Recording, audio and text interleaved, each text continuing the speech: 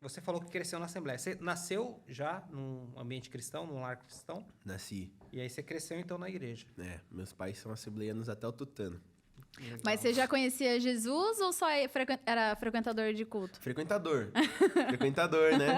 Existe um momento que a gente tem um encontro, assim, real. É, a chave vira, né? Eu cresci na Assembleia e aí, uma época, meus pais, eles foram pra Quadrangular, na época que tava estourando, assim, a Quadrangular, por causa da minha irmã, que minha irmã tava, tipo assim, na adolescência, aquele negócio, assim, de fico na igreja ou não fico? Aí meus pais, assim, com medo, foram pra Quadrangular, porque sabia lá que ela tava de boa.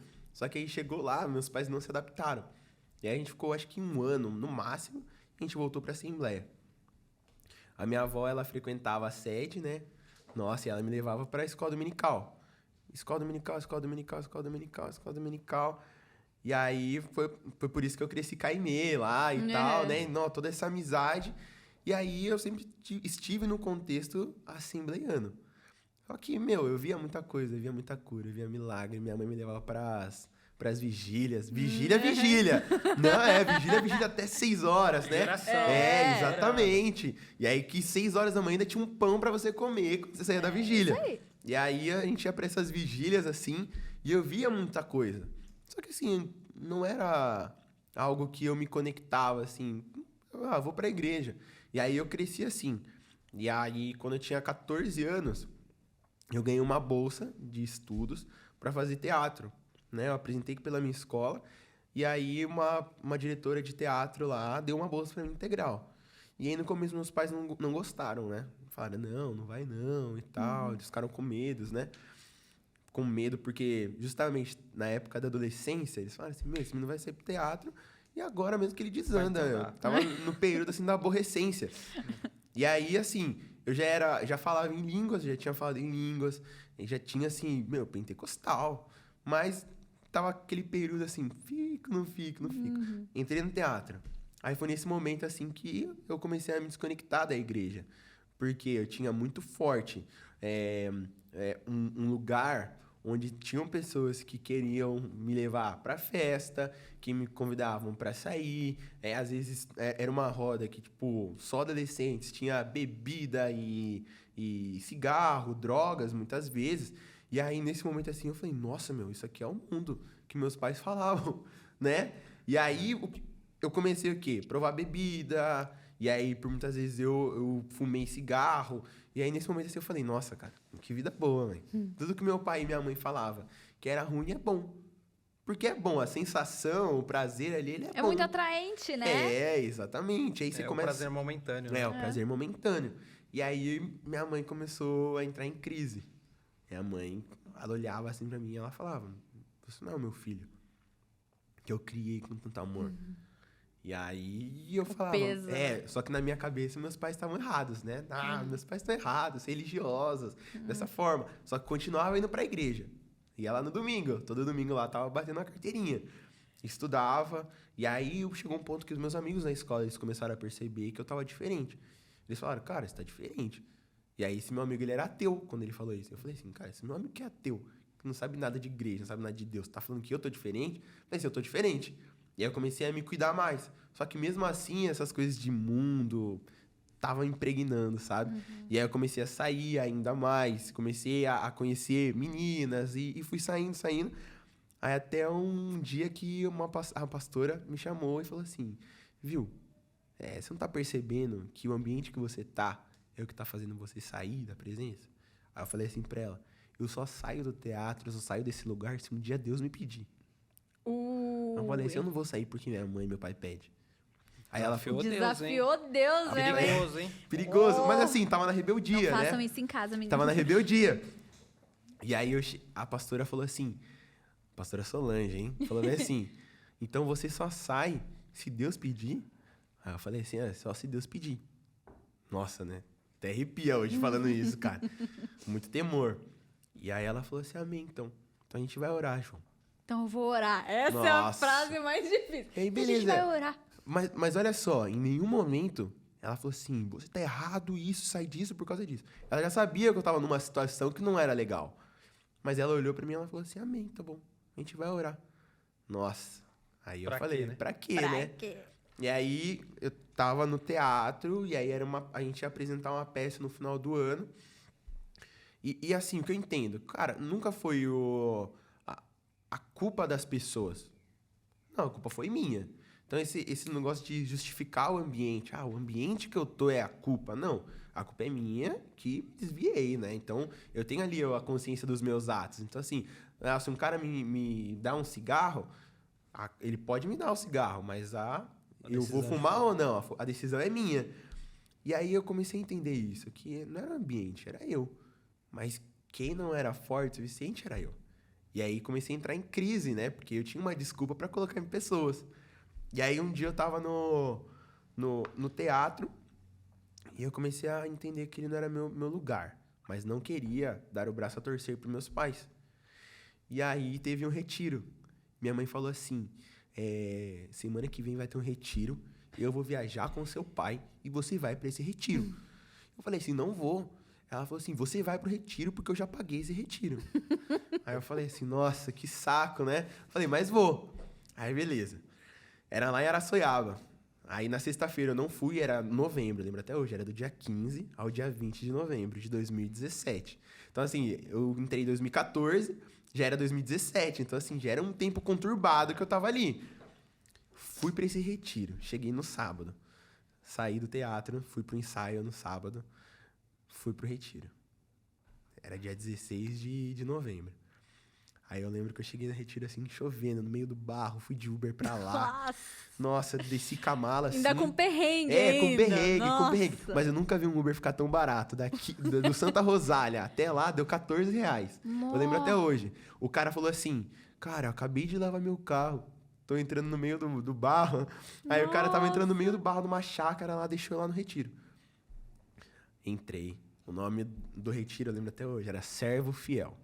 O que você tem feito com os talentos. Os talentos que eu te dei, né? E aí começou. Primeiro dia veio uma palavra, assim, sabe? E aí veio de encontro no meu coração. E aí eu tive um encontro com Deus ali. Tipo, comecei a abrir meu coração.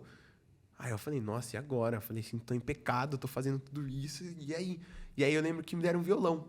Porque eu já cantava, tocava na igreja e me deram um violão. E aí eu comecei a tocar. E aí quando eu comecei a tocar, eu comecei a falar em línguas, só que eu comecei a cantar em línguas. E era uma coisa que eu já tinha visto muitas pessoas cantando, e eu falei, nossa, um dia eu quero ter essa experiência. E eu tive naquele momento. E aí, naquele momento, assim, era como se Deus me abraçasse, sabe? E aí foram, assim, os 4 dias mais doidos da minha vida. Uau. Porque eu sabia que eu tinha que fazer, mas eu não queria fazer. Eu não queria sair do teatro. Eu não queria sair desse ambiente. E aí, naquela semana, eu voltei. E esse retiro era um preparativo para o congresso. Na outra semana era o congresso. E aí eu lembro que no sábado, eu cheguei no outro sábado, eu cheguei no ensaio. E eu falei assim para minha diretora. Eu falei assim, eu preciso sair mais cedo, porque eu tenho um congresso. Já tinha ido na sexta. E aí ela falou assim, nossa, mais um final de semana saindo mais cedo? Aí ela falou assim, não tem como, você vai ter que ficar. Aí eu falei assim, mano, como assim? Como assim eu vou ter que ficar? Assim, não era tão liberal? Por que agora, tipo, eu tenho que ficar? E aí eu falei, tá bom. Só que eu saí, foi a primeira vez assim que eu saí muito triste em não poder ir pra igreja. E aí eu lembro que eu abaixei assim na sala, na mesma hora eu ouvi como se fosse um cara falando assim no meu ouvido, assim, ó. Era o próprio Espírito Santo, falando assim, sai que aqui não é mais o seu lugar. Uau. Uau. E era assim, a voz de Deus. E aí eu olhei assim, eu abri o olho. Falar comigo, né? E aí eu abri assim o olho. E eu, meu Deus, não tem ninguém do meu lado. E aí eu comecei a chorar. E o pessoal falou assim, cara, o que tá acontecendo com você? Eu falei, não sei, cara, não sei. E aí eu saí da sala. E chorava. E aí eu lembro que um amigo meu falou assim, cara, o que tá acontecendo? Eu falei assim, cara, eu ouvi a voz de Deus. E ele falou assim, mas por quê? Eu falei assim, ele falou que aqui não é mais o meu lugar. Aí eu lembro que, olha o que ele falou assim, cara, se esse Deus te ama tanto e você faz tão bem teatro, por que ele falaria pra você sair daqui? Falou bem assim. E eu falei assim, cara, eu não sei. Eu falei assim, eu só sei que eu tenho que ir embora. Peguei minhas coisas e fui embora. Daí no sábado, era um sábado, eu lembro que eu cheguei no congresso. E aí meus pais estavam lá. E aí eu falei assim pro meu pai, falei assim, na hora que eu cheguei na igreja, eu abracei meu pai e falei assim, pai, eu não volto mais pra aquele lugar. Aí ele falou assim, que lugar? Eu falei assim, pai, eu vou sair do teatro. E aí, só que era uma época que meus pais já tinham se conformado e que eu ia ficar no teatro. Então, e ele falou assim, você tem certeza disso? E eu falei, tenho, pai. Tenho muita certeza, não quero mais ficar naquele lugar. Eu falei assim, eu amo aquelas pessoas, são meus amigos. E são amigos que eu levo até hoje. Depois eu vou até contar o testemunho disso. Mas olha só, eu falei assim, pai, não é mais. Deus quer me tirar de lá e eu não consigo mais ficar lá. E aí ele falou assim, tá bom. Aí ele falou assim, aí ele ficou tanto medo que ele falou assim, ore, né? E aí ele falou assim, depois você me responde. E aí aquele congresso veio assim, ó, me marcou. No domingo, mais uma vez, falou comigo. E aí eu lembro que no mesmo domingo, aquilo foi no sábado, no domingo eu mandei uma mensagem. Falei assim, pra minha diretora, falei assim, ó, eu amo muito vocês, agradeço por tudo que vocês fizeram por mim, pela bolsa. Falei assim, mas eu abro mão da bolsa porque Deus tá me chamando pra fazer alguma coisa. Eu não sei, mas foi a primeira vez que eu ouvi a voz de Deus. Eu falei assim, eu quero continuar aqui. E aí ela falou assim, tudo bem, a gente respeita, né? E eles eram cristãos, os diretores do lugar. E eles falaram assim, a gente respeita, porque a gente sabe, né, sobre Deus e tal. Aí, então, fica em paz. Passei lá, me despedi deles, abracei, passou. E aí foi nesse momento que eu comecei a ter um encontro com Deus real. E aí passou uma semana, eu fui para um ensaio dos jovens. E eu fui fazer um café pro meu pai. Na hora que eu fui fazer um café, eu tinha colocado assim no YouTube, músicas cristãs para ouvir. E aí apareceu Quero Conhecer Jesus, do Brunão com o Alessandro. Tipo assim, eles não eram conhecidos naquela época ainda, né? E eu falei, nossa, mano, esse cara doido aqui, um cabelão. Eu coloquei ele, né? Quero conhecer. E aí eu comecei a chorar na cozinha de casa. E aí eu lembro que eu coloquei a garrafa assim na mesa e eu apaguei. E aí meu pai me segurou na cadeira, assim. Nossa. E aí ele falava e eu só falava em línguas. E eu comecei a ter uma experiência com Deus. E aí eu ouvia a voz de Deus claramente e ia tendo ali uma experiência. Meu pai me sacudindo assim, falando assim, o que aconteceu? Eu só falei pra ele, pai, tive uma experiência mais doida da minha vida. E aí eu falei assim, meu Deus, Deus é real mesmo. Deus é muito real. E aí foi onde eu fiquei. E aí foi nesse momento que eu voltei a ministrar louvor na igreja. Comecei a conhecer Deus.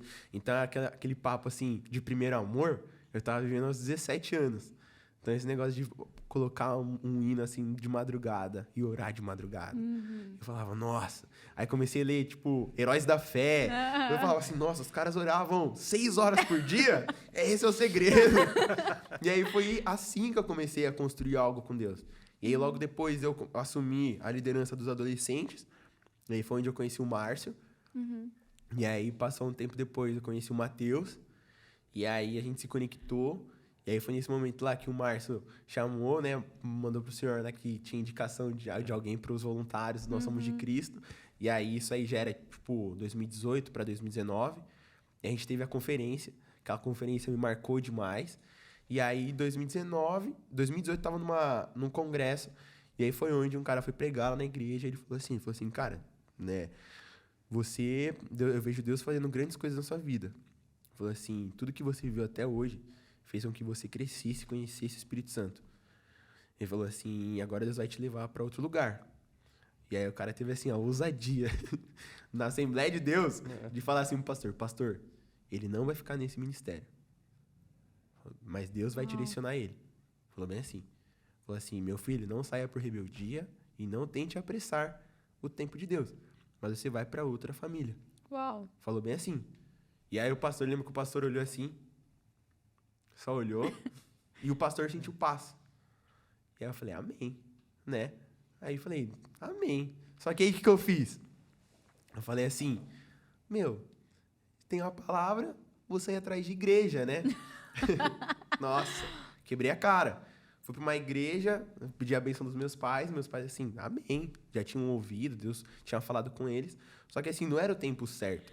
E aí foi onde, depois do encontrão de 2019, Encontrão Pai.